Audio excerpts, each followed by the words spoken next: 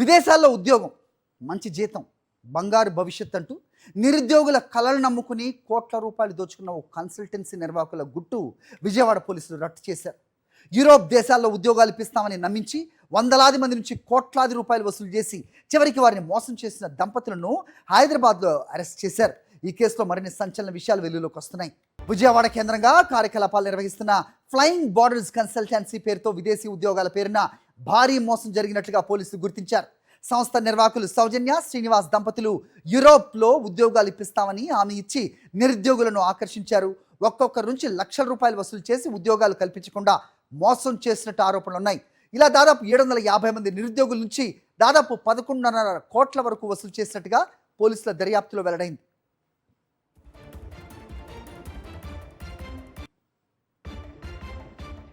ఇదే అంశంపై మరింత సమాచారం మా ప్రతినిధి సురేంద్ర అందిస్తారు.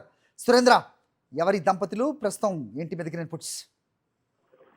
అది విదేశాల్లో ఉద్యోగాలు ఇప్పిస్తామని చేసే మోసాలు క్రమంగా పెరుగుతున్నాయి. రీసెంట్ గా చూసాం మనం నంబూర్స్ సంబంధించి యూట్యూబర్ విదేశాల్లో ఉద్యోగాలు ఇప్పిస్తామని అనేక మందిని మోసం చేసిన ఘటన మరొక ముందే మరొక ఇష్యూ కూడా బయటకు వచ్చింది. విజయవాడలో ఫ్లయింగ్ బార్డర్స్ కన్సల్టెన్సీ పేరు పూర్తి సౌజన్య శ్రీనివాస్ ఇద్దరు దంపతులు ఒక ఏజెన్సీని నిర్వహిస్తున్నారు. ఈ ఏజెన్సీ పేరుతో ఇతర దేశాల్లో ఉద్యోగాలు కల్పిస్తామంటూ యువతని నమ్మించి పెద్ద ఎత్తున భారీ మోసానికి దిగిన పరిస్థితి కనిపిస్తుంది. దాదాపు 750 మంది నిరుద్యోగుల నుంచి 11.41 కోట్లు వసూలు చేసినట్టు ఆరోపణలు వినిపించే గత 6 రోజుల క్రితమే విజయవాడ ప్రెస్ క్లబ్ లో కూడా బాధ్యులంతా ప్రెస్ మీట్ పెట్టారు.